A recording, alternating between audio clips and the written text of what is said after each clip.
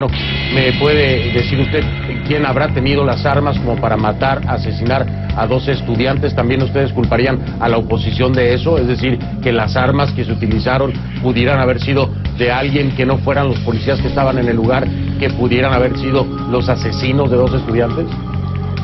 Los policías no tenían armas. De hecho, la manifestación, la Policía Nacional Bolivariana y la Brigada de Orden Público están totalmente desarmadas de municiones. ¿Cómo van los policías a estar ahí como unos pendejos? Les escupen la cara, los atropellan, me le echan gas del bueno y me lo meten preso.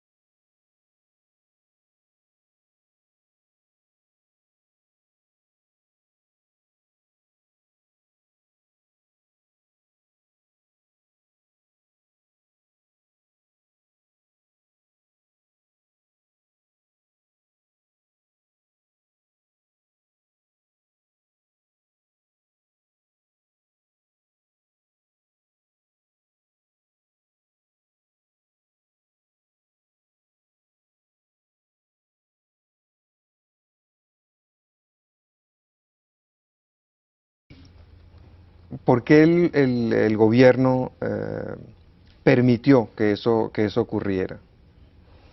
Ranier, en verdad el gobierno tuvo informaciones por primera vez de la existencia del movimiento cuando ya había tomado bastante fuerza, porque nosotros fuimos instructores de la Academia Militar durante varios años, Arias Cárdenas, Ortiz, Urdaneta Hernández, Acosta Carles, mi persona.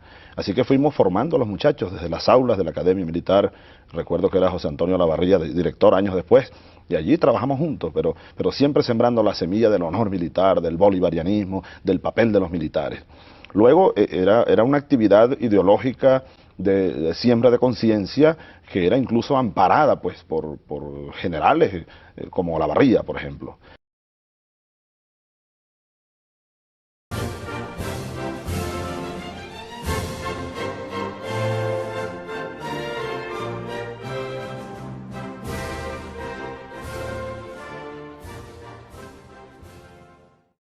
Hoy en cambio me toca recibir una economía desajustada y con signos de graves desequilibrios estructurales y de presiones inflacionarias y especulativas que han erosionado alarmantemente la capacidad adquisitiva de las clases medias y de los innumerables núcleos marginales del país.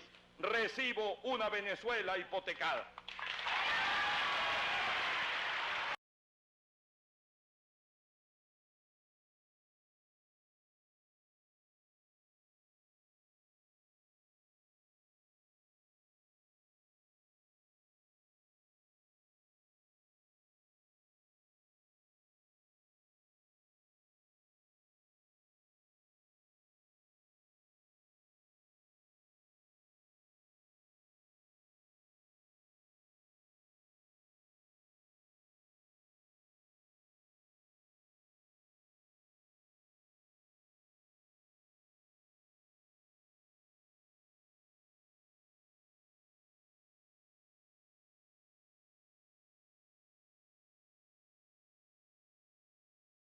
Fuimos llamados a declarar, fue la primera vez desde el 86 entonces hasta el 92, yo estuve vigilado, detenido varias veces, perseguido, etcétera, pero bueno, nunca, creo que supimos hacer la conspiración. En el intento de golpe del 88 ustedes estaban participando, en la noche de los ¿Tú tanques. te refieres a la noche de los tanques? No, de ninguna manera. ¿Y por qué te arrestaron? Estuve detenido un día por investigaciones, yo estaba trabajando en Miraflores. Entonces era ayudante del general Rodríguez Ochoa. Ahora, si estabas conspirando, ¿cómo era posible que te metieran en Miraflores? Bueno, ¿Quién te ayudaba? Cosas de la profesión misma. Yo tenía 3 años en las fronteras, ¿no? Y el general Rodríguez Ochoa, que me conoce muchísimo, de capitán, de mayor, yo era el número 1 de mi promoción, modestia aparte, pues. Y estaba por allá en la frontera yo fundé un núcleo cívico-militar de desarrollo, pero me había dejado, Aliegro me dejó por allá, bueno, bajo vigilancia, lejos de comando, lejos de los cadetes. Pero Aliegro no fue el que te trajo después a Miraflores. No fue Aliegro, fue Rodríguez Ochoa porque... Pensando en porque usted dice que ahora es que hay intranquilidad en las Fuerzas Armadas, sin embargo, hemos recordado algunos episodios, pero pudiéramos ir un poquito más atrás. A finales de 1988 hubo un movimiento muy sospechoso y que hoy en día mucha gente piensa que fue un... Desde luego, eso fue un ensayo de este golpe. ¿Y por qué usted al llegar al gobierno no investigó eso? Hace 4 días que estoy en un canal de televisión y me encuentro con el Ítalo Aliegro. Y le dije, mire Ítalo, una de las cosas de las que yo siempre me he quedado sorprendido, yo lo llamé a usted, le dije, usted va a seguir de ministro de la Defensa, pero yo le voy a exigir que se dedique a investigar realmente qué pasó allí. Era el ministro de la Defensa. Bueno, y luego en el torbellino de cosas yo no me volví a ocupar de eso, pero eso es verdad, eso no se investigó suficientemente.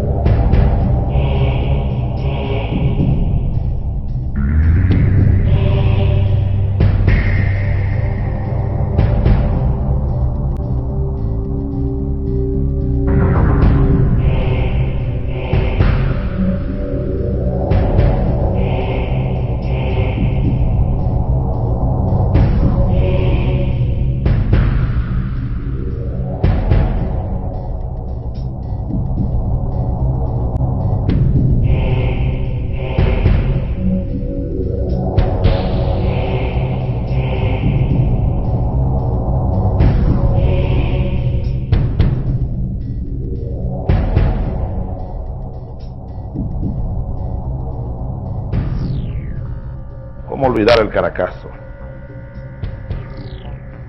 Cada quien pudiera recordar dónde estaba aquel día. Yo lo recuerdo clarito, yo estaba aquí en Palacio. Yo estaba en el Palacio, era mayor y por circunstancias de la vida, del azar, puro azar, vine a parar ahí a Seconacede, la antigua Seconacede. Viví aquí el día que ganó Carlos Andrés Pérez, hasta en la noche. Vi llegar a Fidel Castro aquí. Desde allá, desde mi ventana, lo vi que pasó. Allá va Fidel. Esperanza de estos pueblos, dije yo. Pero ¿cómo acercarme?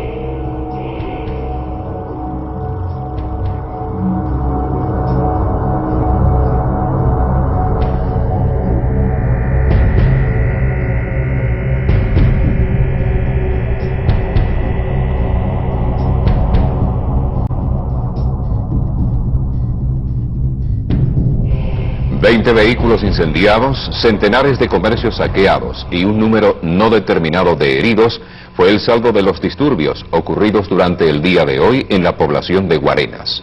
La protesta, que en un principio era pacífica, se tornó violenta hasta el punto de que la policía no pudo controlar la cantidad de focos de desorden que se producían en toda la localidad de Guarenas.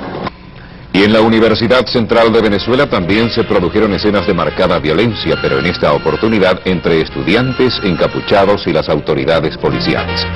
En la esquina de las Tres Gracias fue quemado un vehículo de la CanTV por acción de los encapuchados. Las llamas fueron controladas rápidamente por los bomberos.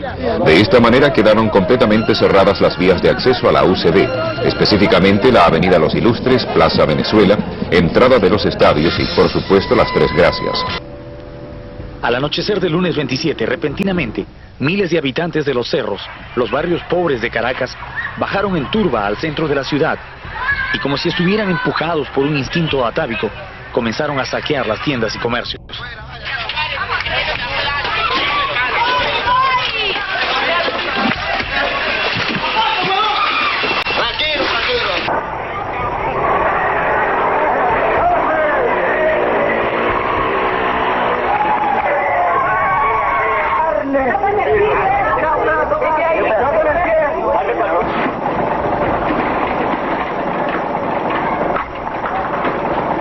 La compota que llevas ahí, la carajita mía.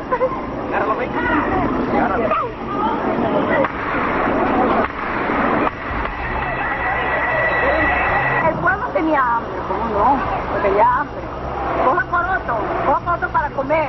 Pero ¿cómo vas a coger una nevera, una televisión? 27 de febrero. Esa noche me fui por allá por la Trinidad y me tocó ver, después que dejé a mis amigos allá cerca de su casa, cómo saqueaban, había saqueos, policías, disparos. Me vine a Palacio esa noche, llamé a mi general y le dije, mire, yo acabo de ver esto y aquí en el centro de Caracas hay humo. Bueno, me dijo, bueno, quédate ahí, me avisas cualquier cosa. Pero no había ningún toque de queda todavía. Al día siguiente yo amanecí con fiebre, tenía rubiola, lechina, cosas de eso. Me fui a Palacio, allá a la enfermería, y estaba ya brotado, pues. Me mandaron reposo. Me le presentó al general y me dijo, no te me acerques, que a mí no me ha dado eso. Yo me fui a la casa, no conseguía gasolina. Al amanecer del martes 28, Caracas era un caos. En el centro de la ciudad, los saqueadores hacían de las suyas, robando todo lo que podían cargar hacia sus casas. En un principio la policía no detenía a los ladrones, se limitaba a controlar que no pelearan entre ellos. Era tal la cantidad de gente que ingresaba a saquear que desbordaba todo control policial. Al atardecer, el ejército salió a las calles a apoyar a la policía. Nosotros cuando salimos a la calle no salimos a reprimir, salimos a restablecer un orden que está alterado y que no permite el normal desenvolvimiento de las actividades del país.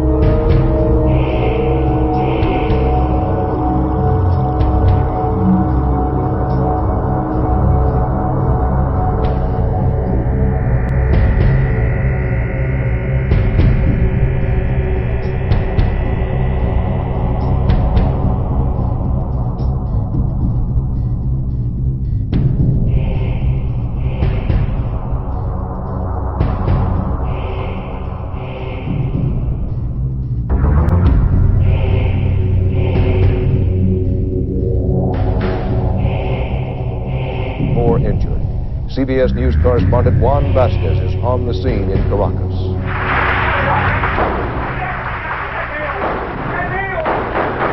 Scattered firefights are still raging in sections of the capital today. The soldiers exchanged fire with a sniper for the better part of an hour as armored cars threaded their way through the narrow streets of this working-class neighborhood to surround the building. The beleaguered government of Venezuela, shocked by the fury of this week's riots, brought an additional 9 infantry battalions into Caracas to gain the upper hand, but sporadic fighting continued in some areas. Even under the state of siege, there were a few outbreaks of vandalism, too. This mob was so brazen they looted a grocery store while police stood by and watched helplessly. Hundreds of store owners have been wiped out. Cuando pasó el desastre,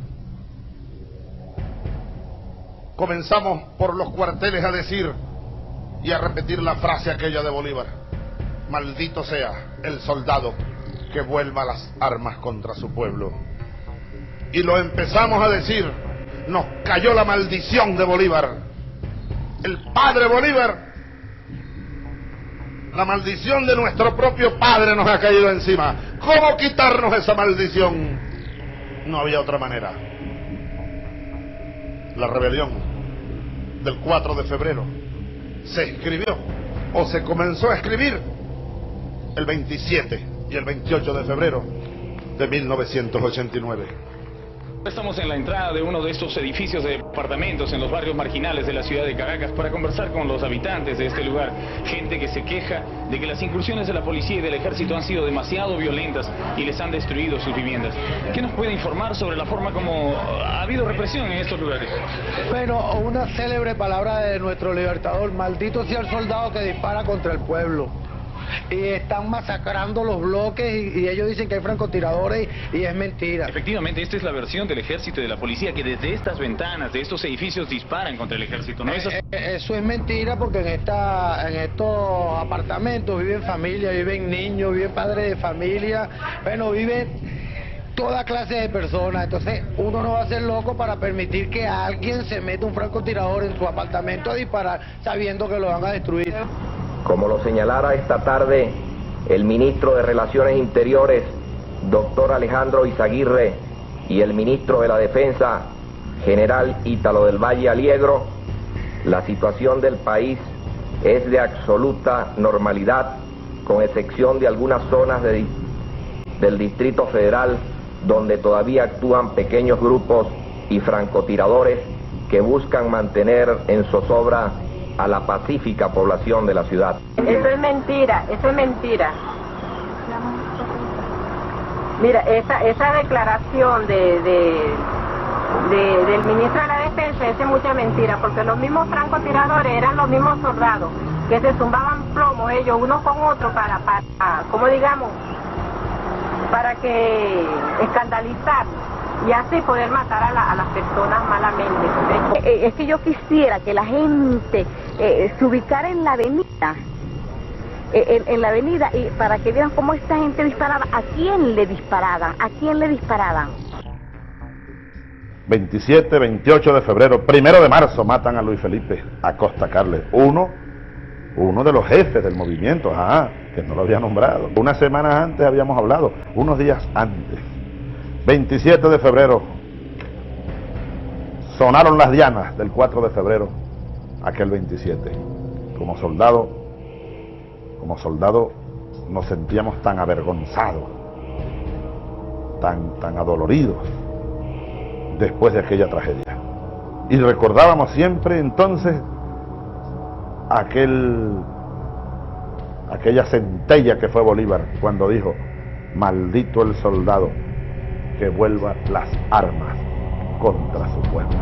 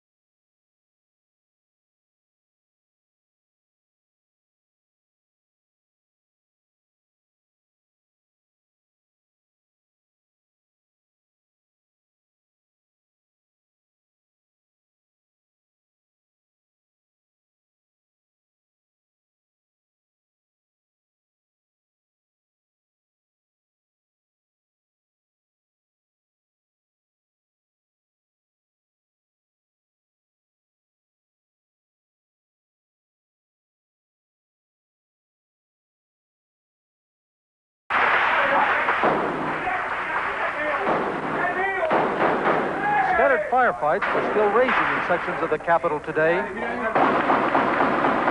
The soldiers exchanged fire with a sniper for the better part of an hour as armored cars threaded their way through the narrow streets of this working-class neighborhood to surround the building. The beleaguered government of Venezuela, shocked by the fury of this week's riots, brought an additional 9 infantry battalions into Caracas to gain the upper hand, but sporadic fighting continued in some areas. Even under the state of siege, there were a few outbreaks of vandalism, too. This mob was so brazen they looted a grocery store while police stood by and watched helplessly. Hundreds of store owners have been wiped out. It was a popular mutiny, said the owner of this burned-out hardware store. Now, I'm left with nothing. The government claimed most of the city was under control, except for a few pockets of resistance.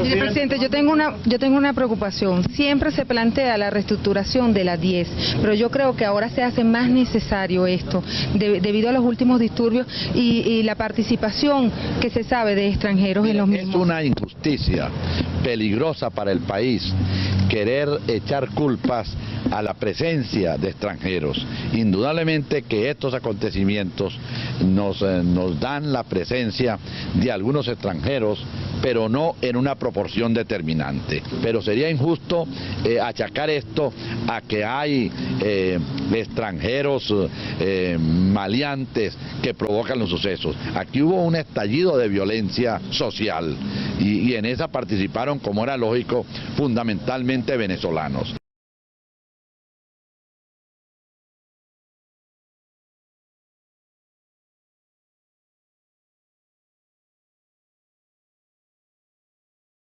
¿Y qué los lleva en el año 92 a dar el golpe? Granier, tú sabes que durante varios años nosotros estuvimos a punto, yo incluso, de irme del ejército, en varias ocasiones. El movimiento, la corriente, especialmente dada la vigilancia, persecución, el general Peñalosa, por ejemplo, nos persiguió, pero de manera implacable. Y alertó a Pérez y le dijo que ustedes le iban a dar un golpe y que si no se lo daban a él, se lo darían al próximo presidente. Y en el discurso de Peñalosa, que es un discurso para la historia militar del país, cuando entregó el comando del ejército al general Rangel, lo dijo. Ahí dejo un grupo de oficiales.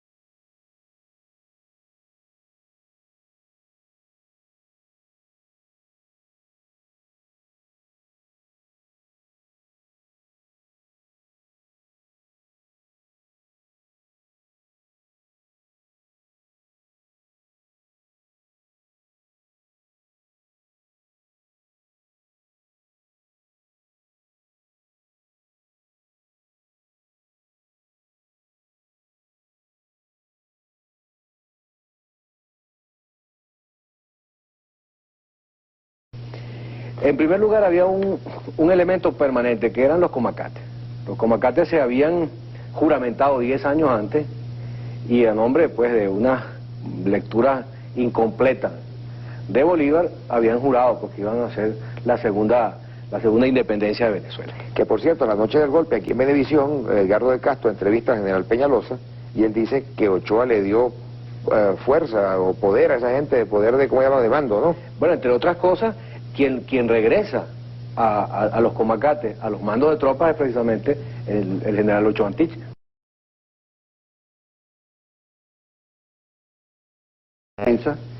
Y quedó encargado el ministro de la Defensa, por disposición del propio presidente de la República, de que ahondara pues en esta información que la DC le había suministrado al presidente y que de alguna manera, en forma no directa, hablaba de que se está organizando un movimiento militar, particularmente en el ejército. Para que los jefes, tanto el presidente como el ministro... Existe una tendencia, particularmente en el caso del general Ochoa, ya inclusive hablando ya de aspectos anteriores, cuando yo estaba en el servicio activo, de él exigir pruebas de que determinada actividad se estaría realizando o estaría involucrando a determinados oficiales. Y por supuesto, en materia de inteligencia es muy difícil aportar pruebas contundentes que puedan definitivamente demostrar que determinadas personas estén en una actividad conspirativa. Lo que se estila es los indicios que deben ser interpretados de una manera a tomar las medidas mínimas preventivas. Quiere decir que también la DIME estaba muy desmantelada, ¿no? Bueno, estaba bastante desmantelada. Previamente, en julio del año 91, cuando asume el cargo de ministro de la Defensa el general de división Ochoa Antich, comienzan a sucederse una serie de cambios en la estructura militar que yo desde la Casa Militar no entendía. Lo primero que hizo el ministro Ochoa fue desmantelar prácticamente la Dirección de Inteligencia Militar. O sea, le cortó el presupuesto. Al cortar el presupuesto disminuye la fluidez de la información y por lo tanto pues no se tiene información actualizada y de alta clasificación. Él trató de quitarme el control del regimiento de la Guardia de Honor, diciéndome que era una unidad muy costosa y que debía depender operativamente del ejército y que cualquier necesidad de protección al presidente debía tramitarla el jefe de la Casa Militar al comando del ejército. Yo a esa posición del ministro de la Defensa le dije que yo no estaba de acuerdo y así se le hizo saber al presidente de la República. ¿Y el presidente qué le dijo? ¿Aceptó eso? El presidente me dijo que no, que hablara con el ministro de la Defensa y le explicara por qué razón el regimiento debía estar siempre bajo control de la Casa Militar. Bien. El ministro tampoco aceptó esta posición que yo le transmití al presidente y más aún no me atendió más por teléfono cuando yo lo llamaba.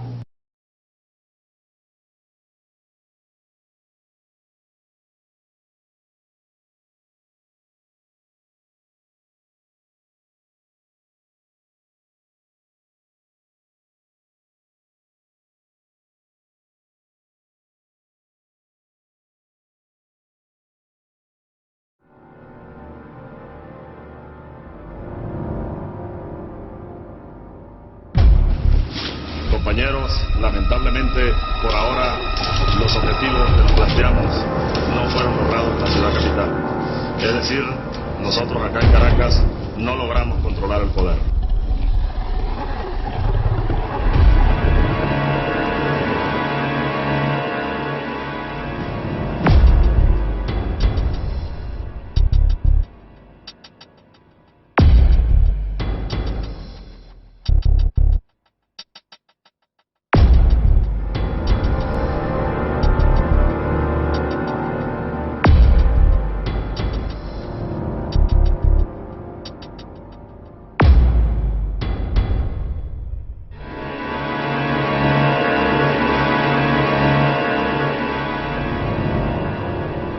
Se está organizando un movimiento militar, particularmente en el ejército.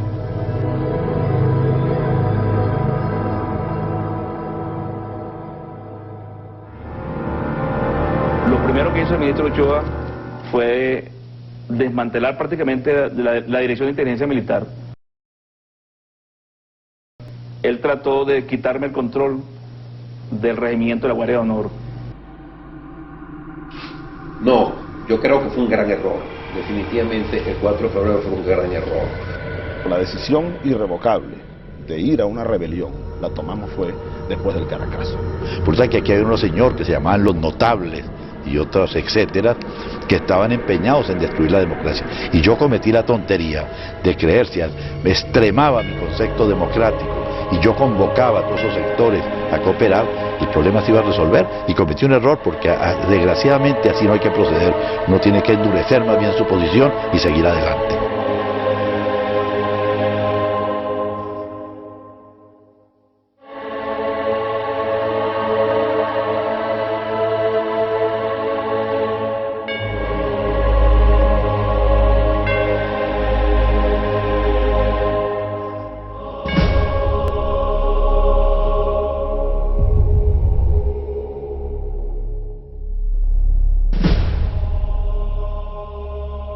tanto critiqué a Carlos Andrés Pérez que cuando hubo el golpe del 4 de febrero, a mí me sindicaron como uno de los posibles participantes. De los autores intelectuales.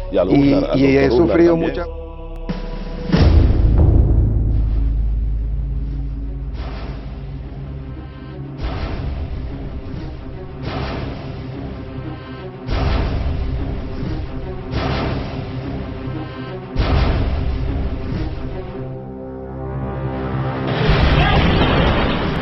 Con ese volumen de fuego, no puede pensar ni puede coincidir que no hubo intenciones más allá de hacer preso al presidente. Para mí, al presidente de la República lo iban a asesinar. Porque otra cosa importante, el presidente Pérez no se iba a entregar. Él estaba armado de una ametralladora y era un experto tirador. Oficiales y soldados, les habla su comandante en jefe. Su obediencia es para conmigo, para quien tiene el mandato del pueblo, para quien juró la Constitución.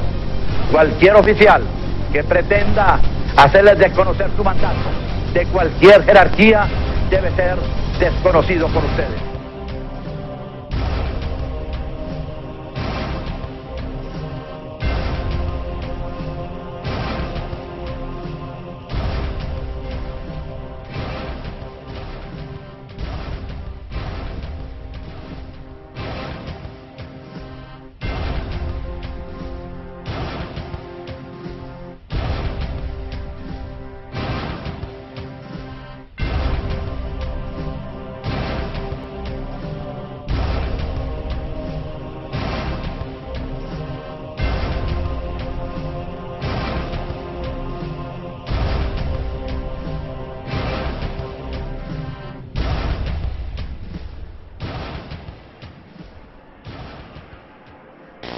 El golpe militar es censurable y condenable en toda forma, pero sería ingenuo pensar que se trata solamente de una aventura de unos cuantos ambiciosos que por su cuenta se lanzaron precipitadamente sin darse cuenta de aquello en que se estaban metiendo. Yo aclaro que yo no lo voté, no porque no estuviera de acuerdo con el fondo de que se suspendieran las garantías, sino por las reservas que expresé y sobre todo porque no considero justo el que se afirme de una manera tan absoluta que el propósito de los culpables de la subversión, de la sublevación, haya sido asesinar al presidente de la República. Por otra parte, quiero decir que esto que estamos enfrentando responde a una grave situación que está atravesando Venezuela. Y yo quisiera que los señores jefes de Estado de los países ricos que llamaron al presidente Pérez para expresarle su solidaridad en defensa de la democracia, entendieron que la democracia no puede existir si los pueblos no comen.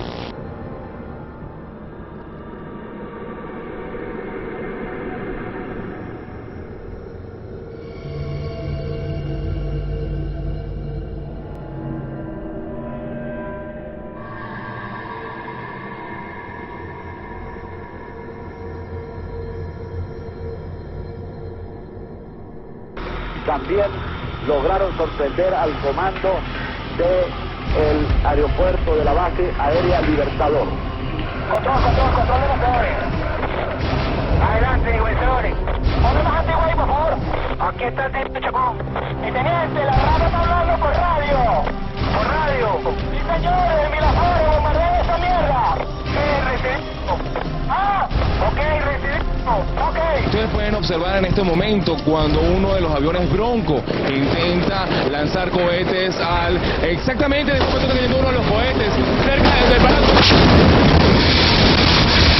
En estos momentos, señores, ustedes pueden observar cómo acaba de caer un cohete cerca del Palacio de Miraflores. Sin embargo, y gracias a Dios no hemos sufrido daños. El 27 de noviembre de 1992, un grupo heterogéneo denominado Movimiento Cívico Militar 5 de Julio intentaron derrocar al presidente Carlos Andrés Pérez. Por el sector civil estuvieron involucrados las organizaciones Bandera Roja y Tercer Camino. así como individuales pertenecientes a las agrupaciones Frente Patriótico y Críticos del Gobierno. Y observo al balcón cuando veo que están civiles disparando hacia Canal 8, y a toda persona que le pasaba le decían en voz de alto, y si no hacían caso a esto, los acribillaban. Cuando pasó el Renault 11 blanco, le habían dicho que voz de alto y ellos nos separaron. Yo me imagino que como era un civil, y a esa hora me imaginé que pensé que lo iban a robar. Y ellos siguieron, y entonces los remitieron, los abalacearon, los acribillaron de aquí hasta la esquina. ¿Tú puedes asegurar por lo que tú viste que esas personas realmente llegaron asesinando inocentes? Claro que llegaron asesinando, y desde arriba, cuando acribillaron a aquellos de allá arriba también llegaron y asesinaron, claro que sí.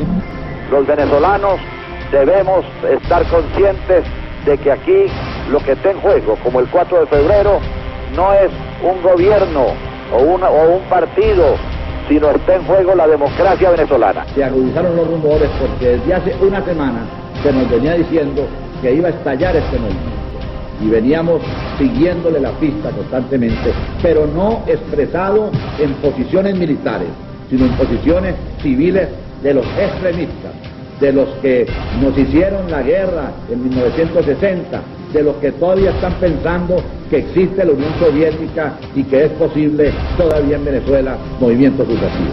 Se trata de un movimiento con propósitos vandálicos, con propósitos destructivos. ¿Cuántos hombres de usted más o menos y qué armas tenían? Mire, la mayoría de estos señores eran civiles.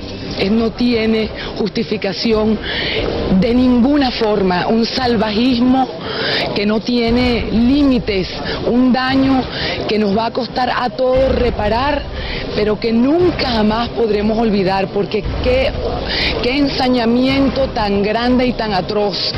Yo me alegro que se hayan quitado la careta delante de todo el país, para que todo el país vea lo que son capaces de hacer los desalmados y asesinos, porque no tienen otro nombre.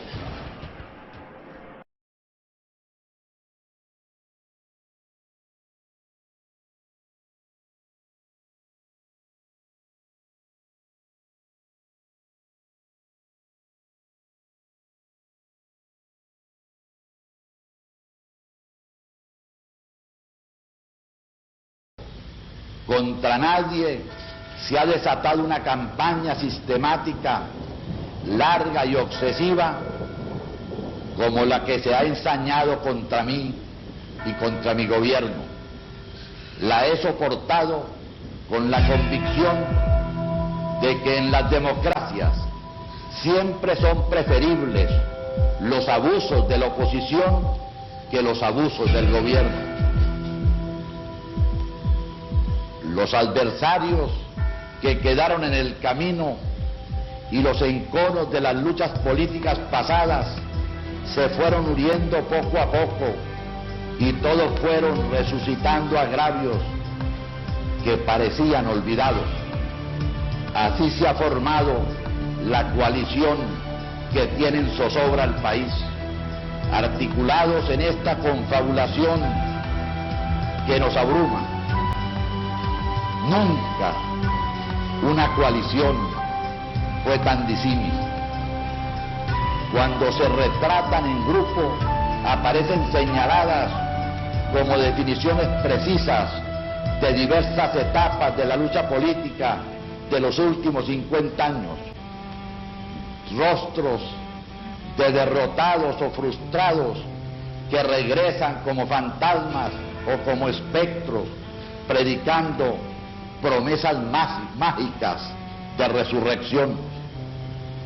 Es como la rebelión de los náufragos políticos de las últimas 5 décadas, los rezagos de la subversión de los años 60, con nuevos reclutas, los derrotados en las intentonas subversivas del 4 de febrero y del 27 de noviembre de 1992.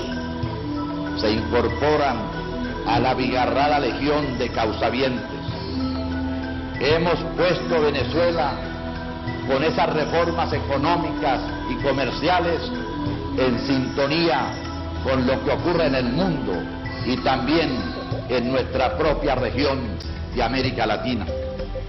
Nuestra economía, para sorpresa de analistas, creció de manera notable en medio incluso de tiempos adversos como los que fueron de 1992, cuando se atentó de manera pertinaz contra las instituciones democráticas y contra la estabilidad del régimen, y desde luego contra el presidente de la República en primer término.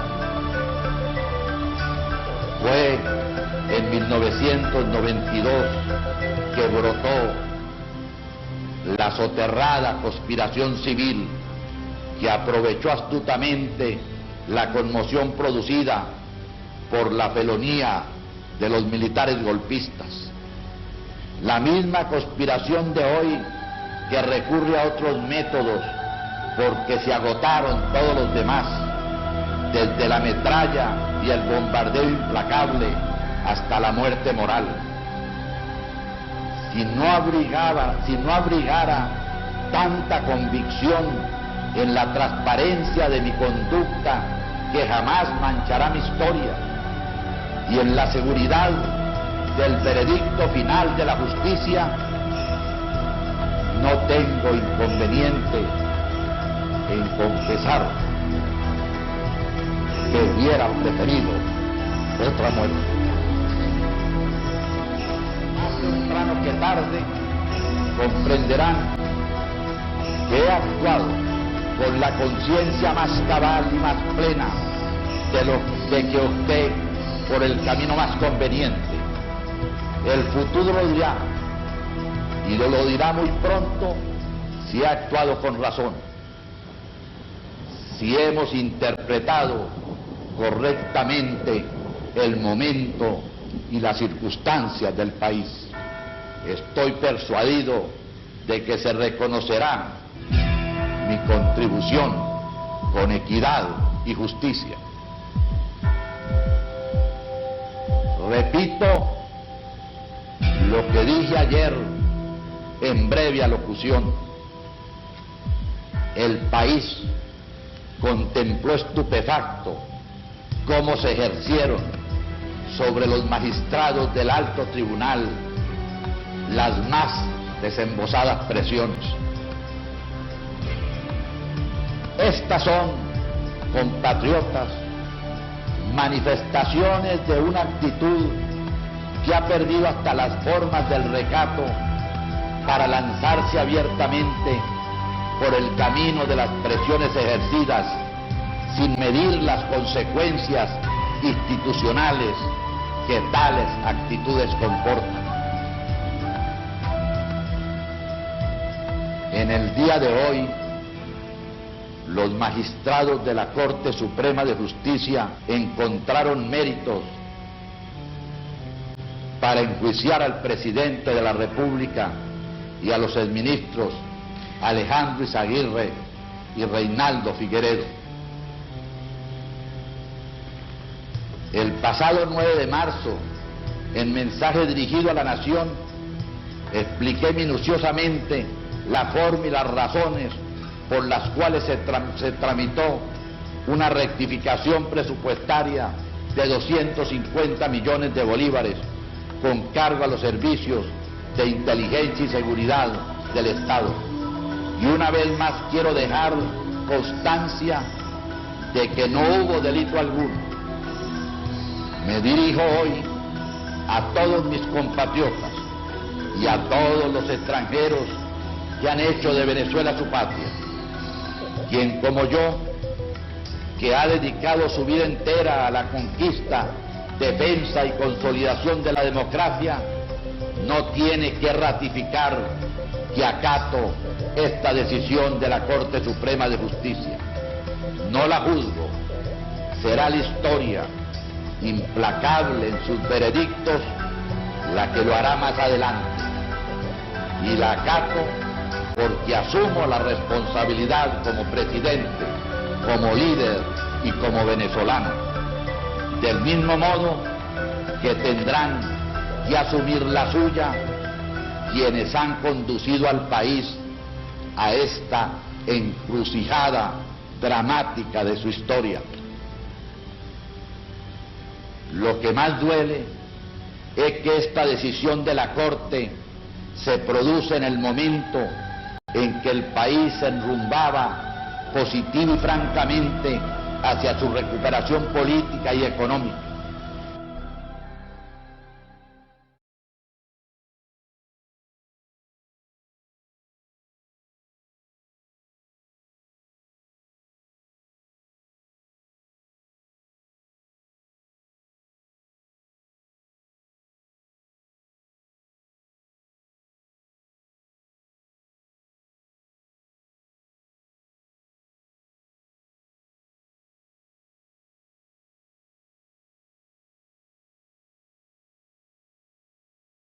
Ahora, muchos de esos ataques van dirigidos por vía indirecta contra usted, y indudablemente que el blanco final es usted, pero... Indirecta y directa también. Sí, porque... pero en realidad donde están centrados es contra algunas de la gente que lo acompañan, que participaron en la guerrilla, que combatieron con muchos de los que hoy en día ocupan altos cargos en las Fuerzas Armadas. Esa es una de las cosas más peregrinas. Han llegado a decir que conmigo van a llegar al Congreso los dirigentes del MAS. Ahora resulta que yo constituyo un peligro porque esos señores se van a acercar al poder. Se han dado durante 20 años una demostración inequívoca de que se han reincorporado a plenitud al sistema democrático, a la defensa de las instituciones. Una de las grandes ganancias que ha tenido Venezuela en la historia política en los últimos años fue la pacificación.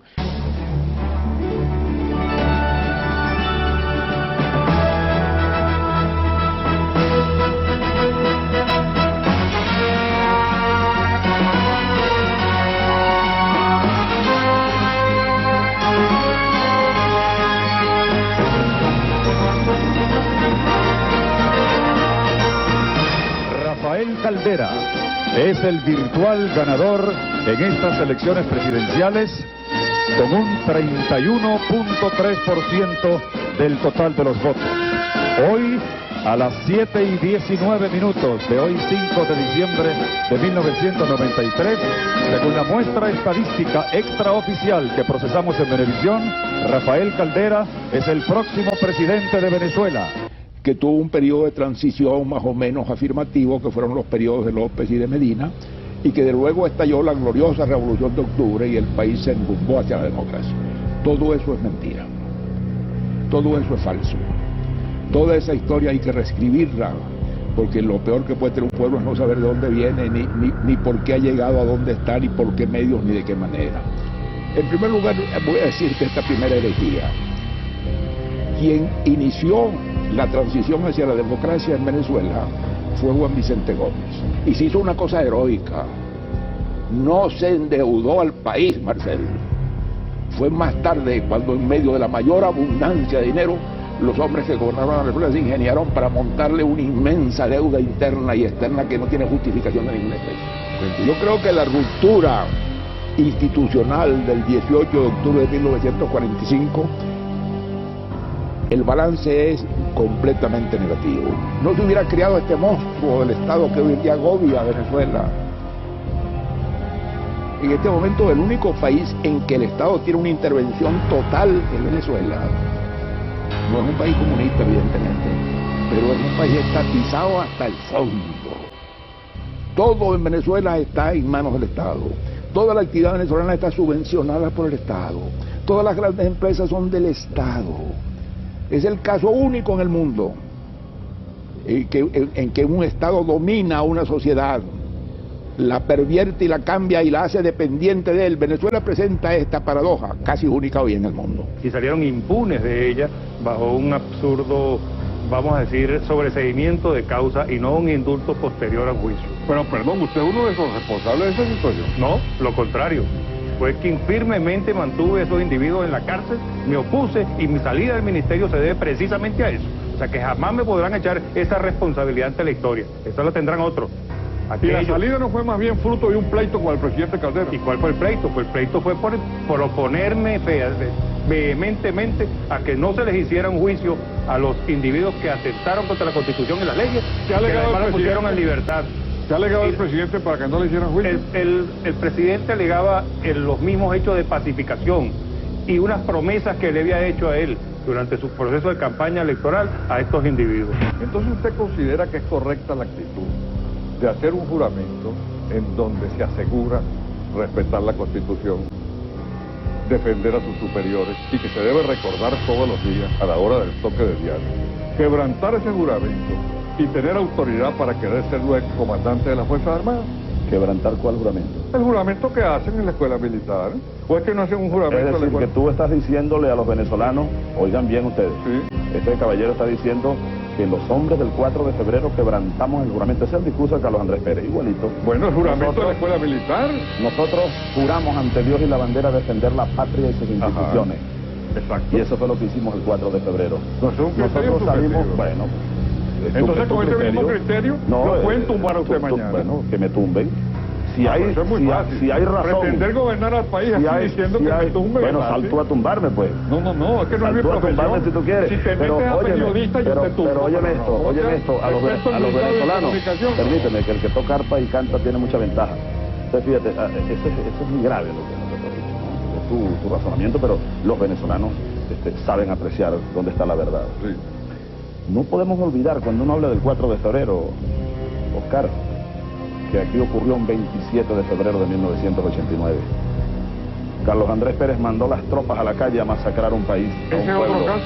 No, esto tiene mucha relación. No, ese es otro caso. ¿Cómo va a ser otro caso? Bueno, allá tú que quieres dividir la historia por pedazos, por segmentos que no tienen comunicación. Enlazar las cosas. Nosotros, claro que la historia se enlaza, como tú vas a romper las cadenas de la historia. No, porque esa no es cadena de la historia. Entonces, fíjate, el 4 de febrero... Estamos hablando de un alzamiento y un señor que no cumplieron con juramento. Óyeme esto, nosotros cumplimos con ese juramento, allá tú que lo señalas como Pérez. Igualito que Pérez, nosotros cumplimos el juramento. Jorge, ¿tú participaste en el 4 de febrero? No estaba aquí, Marcel. Estaba en los Estados Unidos, estaba lejos, pero te confieso que si yo hubiera estado aquí y me hubieran invitado a participar el 4 de febrero, habría aceptado la invitación. ¿Por qué crees tú que no te invitaron si Chávez ha dicho que invitó a Caldera y lo informó del golpe? Chávez es el producto de eso, es el producto de una gran arrechera nacional, Marcel, y yo estoy arrecho, y por eso yo me siento representado por Chávez. Lo que estoy dispuesto es a cerrar todos los caminos que se puedan cerrar para que se abra una dictadura. ¿Y cuál es el riesgo que hay de una dictadura que los preocupa tanto? Esa pregunta sí me deja a mí fuera de base. Eso es los riesgos de que usted habló al comenzar el programa. Es decir, nosotros vemos un hombre que los antecedentes que de él tenemos es su autoritarismo, y lo que nos ha dicho en su mensaje es autoritarismo, ¿no? De manera pues que nosotros O sea, usted da por sentado que Chávez va a ganar las elecciones. Yo doy, desgraciadamente, es bueno poner esta palabra, por sentado, porque aquí precisamente el gran desconcierto que hay en el país, la gran rabia, la gran frustración por la situación que estamos viviendo, que usted la llame estabilidad de paz, por esa situación de estabilidad de paz que el pueblo no vio así. Entonces, en estos momentos, el pueblo desea un cambio profundo y radical y comete el error en su ceguera de creer que un vengador es quien nos puede venir a resolver las cosas, sin darse cuenta que eso nos va a hundir aún en peores circunstancias que las que estamos viviendo actualmente. Total, que a usted no le gusta ninguno de los tres. Desgraciadamente esa es la tragedia, las opciones que por eso es que entonces gana la acción de la venganza, gana la opción de la venganza. Esa es la tragedia que estamos viviendo en este momento en el país. Ahora fíjese, de acuerdo a las encuestas, por lo menos las que yo he visto, el país, hay como dos grupos, la gente que quiere cambio y la gente que no quiere cambio. La gente que no quiere cambio es básicamente la que ha respaldado a Alfaro Ucero y a Herrera Campins en su proyecto. Eso no representa más del 20% del país, probablemente menos. Y el otro 80% quiere cambio y están divididos entre los que quieren un cambio con violencia, con venganza, como usted dice, y los que quieren un cambio sin esa violencia y sin esa venganza. Y esas opciones están muy parejas. Los más activos deciden el terreno en que se va a dar la batalla. Y esos son precisamente, desgraciadamente, los que están acompañando al señor Chávez. Y esa es la peor tragedia. Yo quisiera que los venezolanos, cuando nos oyen hablar de estos temas, y están oyentes de este programa Primer Plano, se dieran cuenta de que vamos a hundir en el país en una tragedia que ya no debería volver a vivir jamás nunca Venezuela. Pero sin embargo, parece que tenemos que llegar abajo, trepidar sobre el fondo para que volvamos a levantar. Pero ¿cuál es la tragedia que usted avisora si gana Chávez? Una dictadura. Y nosotros sabemos lo que es una dictadura. Aquí no hay ley, aquí no habrá derecho de expresión, aquí las cárceles se abrirán para quienes no estén de acuerdo con ese gobierno, no se le permitirá a nadie disentir, y todos los problemas que hoy vemos y que queremos acabar, los problemas de corrupción, los problemas del poder judicial, todos se harán más graves aún. Ahora, usted avisora para Venezuela, 1, el triunfo de Chávez, y 2, que ese gobierno de Chávez se convierta en una dictadura. ¿Qué llama usted a avisorar? Que yo quiero eso. No, que es lo que usted piensa que va a ocurrir. Desgraciadamente pienso que eso va a ocurrir, que ese es un fenómeno aberrante, pero esos fenómenos que suceden, es decir, se dice, por ejemplo, vox populi, vox dei, los pueblos se equivocan, eso es mentira. ¿Usted cree que sí se equivocan? A los pueblos, cuando les faltan lideratos sanos y sólidos, se equivocan con mucha frecuencia. Y yo siempre he puesto el ejemplo de Hitler, no para comparar a Venezuela con Alemania ni a Hitler con Chávez, pero aquella pérdida total del valor del marco, de la pobreza del pueblo alemán, el desempleo rampante sobre las ciudades, todo eso hizo que un pueblo tan culto y tan importante y el gran resquemor por la derrota de la Primera Guerra Mundial, un pueblo tan culto como ese, que eligiera este sargento canciller de la República y que nos creara esta situación mundial tan espantosa. Pues bueno, en Venezuela, otras circunstancias y pueblos distintos, la crisis que estamos viviendo, el desempleo rampante que existe en el país, la pérdida del valor de nuestra moneda, etcétera, etcétera, han hecho que este pueblo entonces vea bien que un hombre sin condiciones ninguna para gobernar pueda hacerlo, porque se va a vengar. Yo he dicho que cuando le pregunto a un chavista que le habla con franqueza, ¿y usted por qué vota por Chávez? ¿Por qué se va a acabar con esta vaina? Imagínense qué respuesta. Pero eso es lo que está pensando un inmenso número de venezolanos.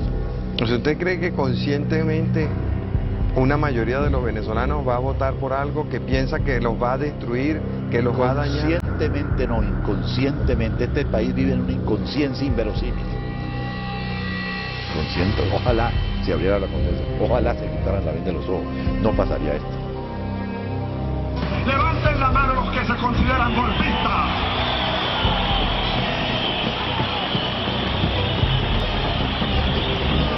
Oigan bien la pregunta, para que la prensa mundial, para que los representantes de los medios le respondan de alguna manera a los que andan por el mundo diciendo que un golpista amenaza a la democracia en Venezuela. Bueno, a aquellos que se consideren golpistas, levanten la mano. He aquí los golpistas de Venezuela.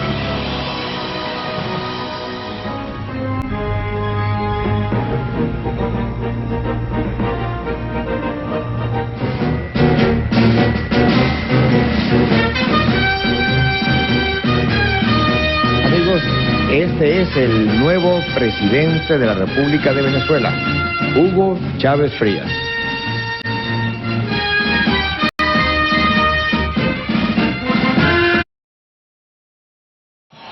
Juro delante de Dios, juro delante de la patria, juro delante de mi pueblo, que sobre esta moribunda Constitución haré cumplir, impulsaré las transformaciones democráticas necesarias. Pero ahora, para poder ir a la Constituyente, hay que reformar la Constitución.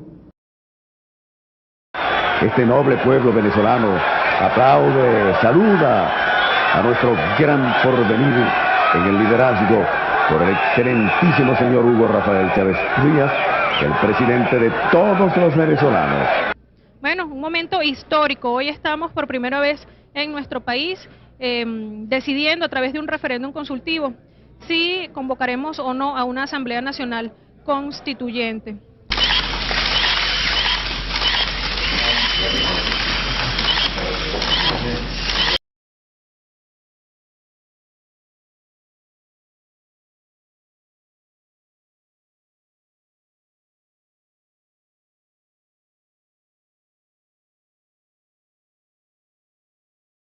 A mí me encantan las cadenas.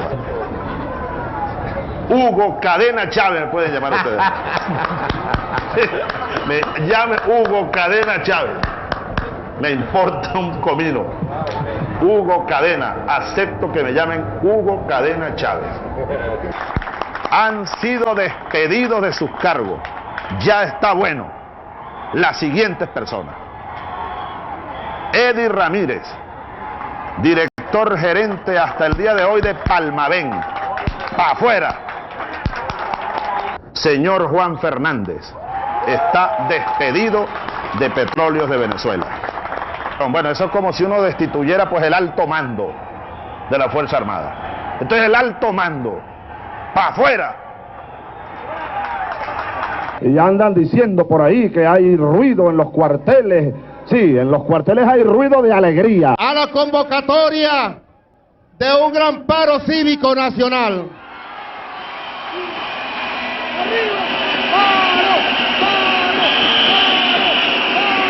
Pero puedo garantizarles que el paro será un éxito.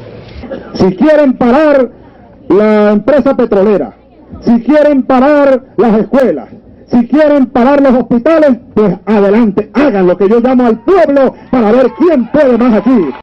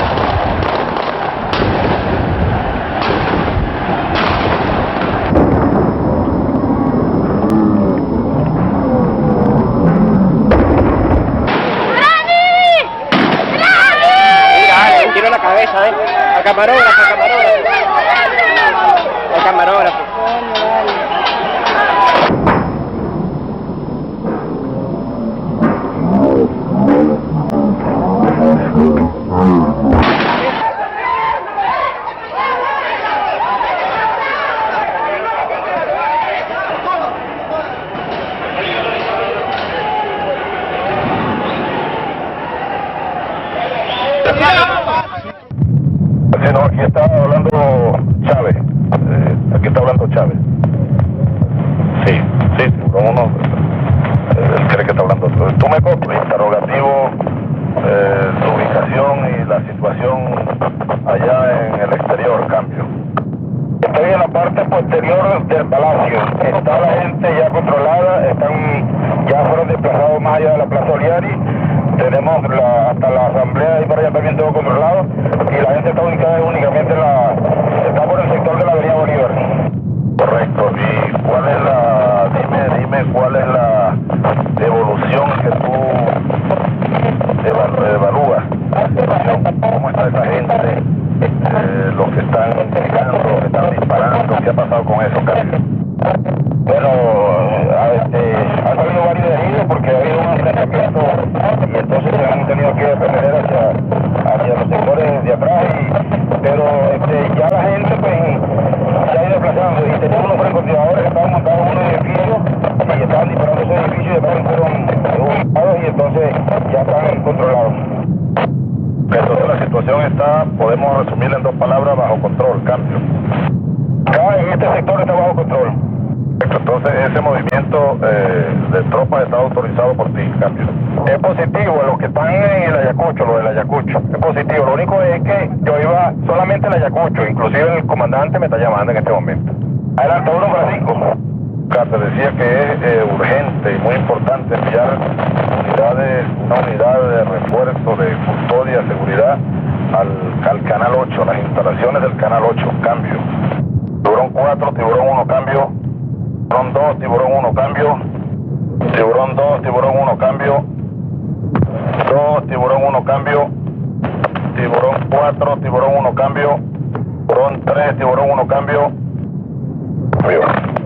Azul, tiburón 6. Tiburón 1, copia. Cara a Rosendo. Entonces, mira, te ordeno la aplicación del plan Ávila. Y el primer movimiento que vamos a hacer es la columna del batallón Ayala que ocupe posiciones. Así que caer en desesperaciones no es positivo para nadie. Porque la desesperación es mala consejera. La desesperación no conduce a ninguna parte. Entonces no es responsable. Bueno, como ven que nosotros no caemos en provocaciones. Estaban diciendo que yo iba a decretar las provocaciones, no, nosotros tenemos las medidas para enfrentar las situaciones que se han presentado. Que si la represión que iba a mandar a la Guardia Nacional,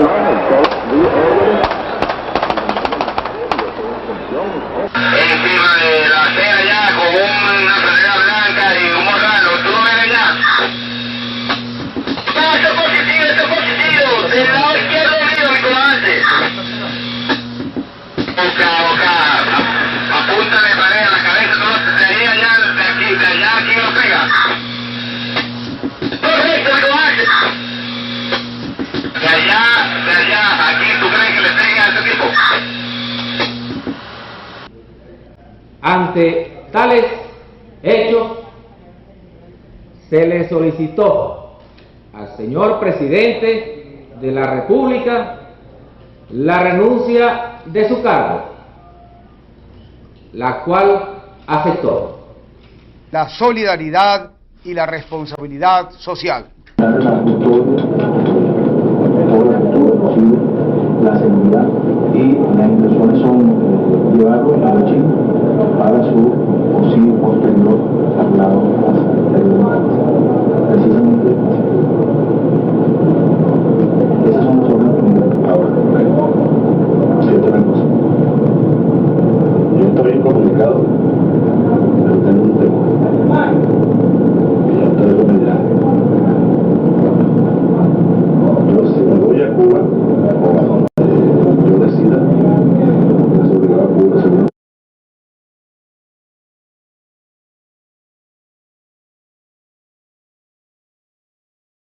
Hay un señor por ahí, de esos representantes de la oligarquía, que quería ser presidente de la oligarquía. Y que luego esos gobiernos adecocopellanos le dieron concesiones para tener un canal de televisión.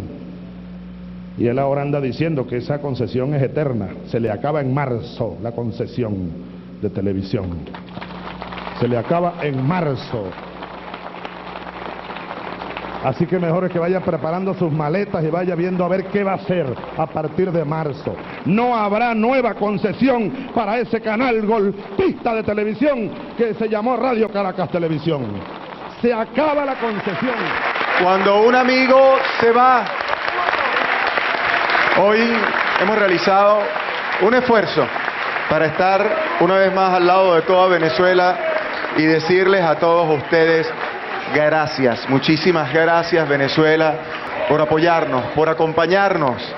Mairé con nosotros también y como todo, con los sentimientos muy encontrados. Claro que sí, como toda Venezuela, luchando por la libertad, porque esto no es solamente un canal, es toda Venezuela luchando por libertad, por poder hablar siempre, que nadie nos calle, que estemos de verdad expresando lo que sentimos para toda Venezuela, de verdad que tenemos que estar unidos como estamos en todas las calles.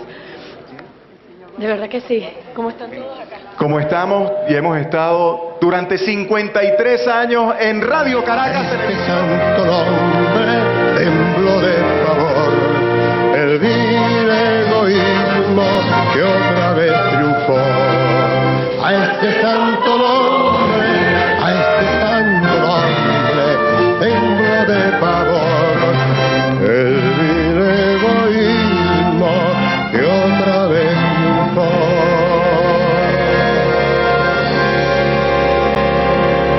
El vil egoísmo que otra vez triunfó.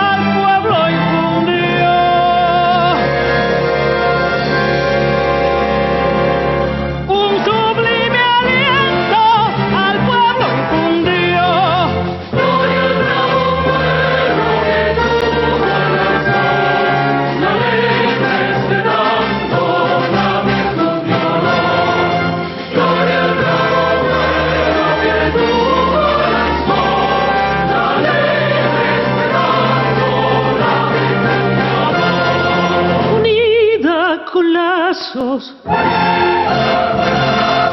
el cielo formó.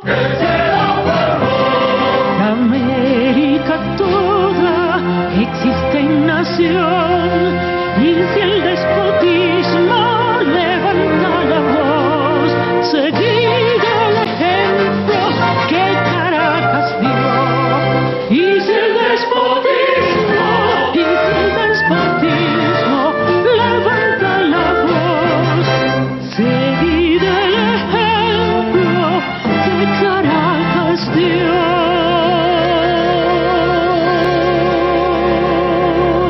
Seguid el ejemplo que Caracas dio.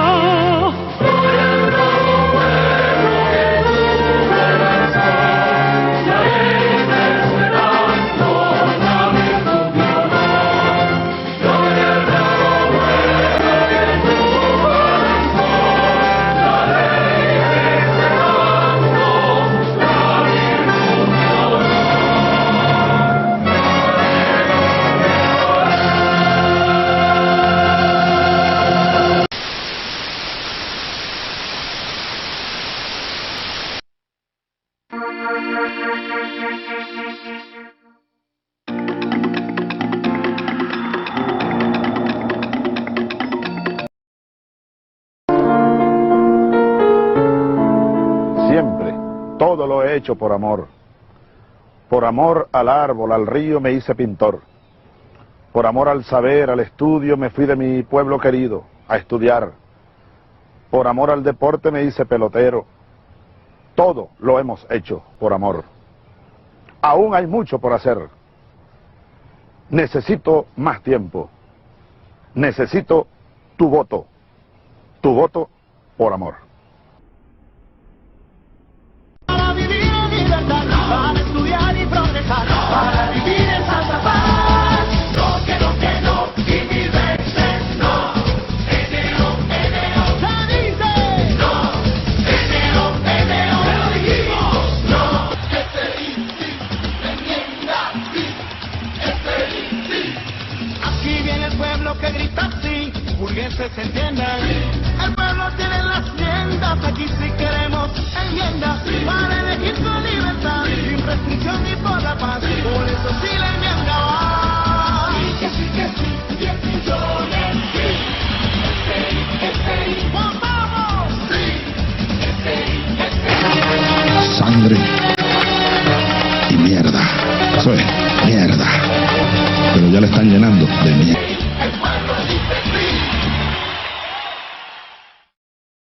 Bueno, compadre, usted sabe cómo es la cosa. Si este 15 de febrero a usted lo montan en un autobús para que vote, usted aprovecha su colita y vota. Eso sí, como hice yo para el referéndum del 2007. Ellos creyeron que voté por ellos, pero les estampé un no por el pecho. Así que usted vote por su no tranquilo y sin miedo. Te podrán decir misa, pero el voto es secreto. Por eso este 15 de febrero, votemos no sin miedo. Este jueves 12 de febrero, desde muy temprano, sí, vamos todos a la Avenida Bolívar. Vamos todos a decirle sí a la libertad de elegir. Vamos todos a decirle sí al presidente Chávez. Venezuela se moviliza este jueves 12 de febrero. Sí.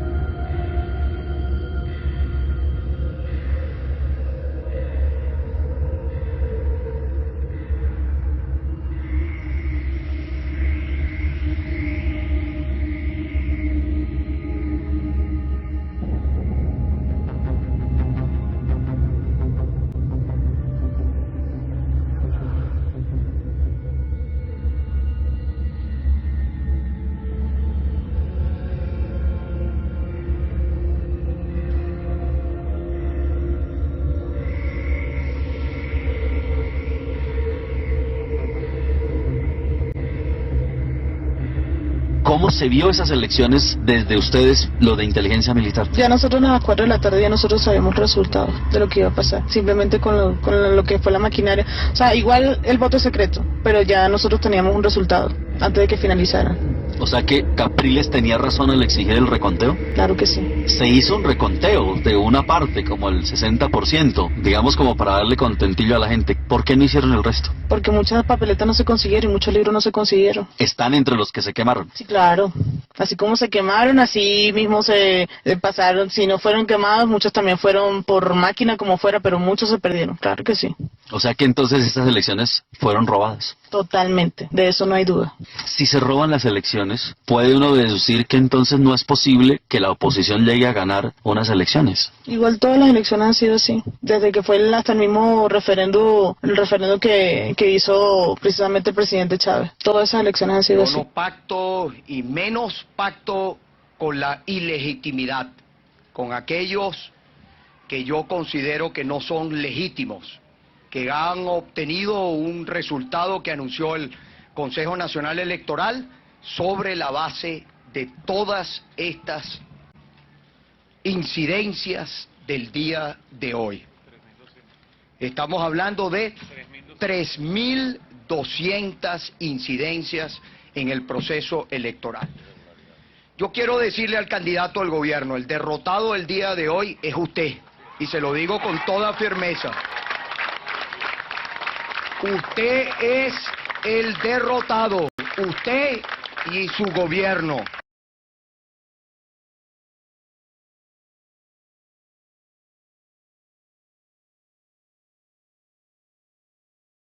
Feliz de estar en la Revolución Bolivariana, porque sabemos que esa es nuestra venganza personal de esa época oscura, donde muchos jóvenes fueron asesinados, torturados, desaparecidos. Fue la herencia política de una cuarta república no comprometida con el pueblo, donde las élites gobernaban, donde la democracia era solamente un símbolo en palabras, pero sabemos que la Revolución Bolivariana, la llegada del comandante Hugo Chávez, bueno, fue nuestra venganza personal. La inclusión, la democracia participativa, la igualdad, todo lo que significa el socialismo bolivariano, retomar el camino de nuestros libertadores, del libertador Simón Bolívar. Para nosotros es redimir a nuestros mártires, a nuestros héroes.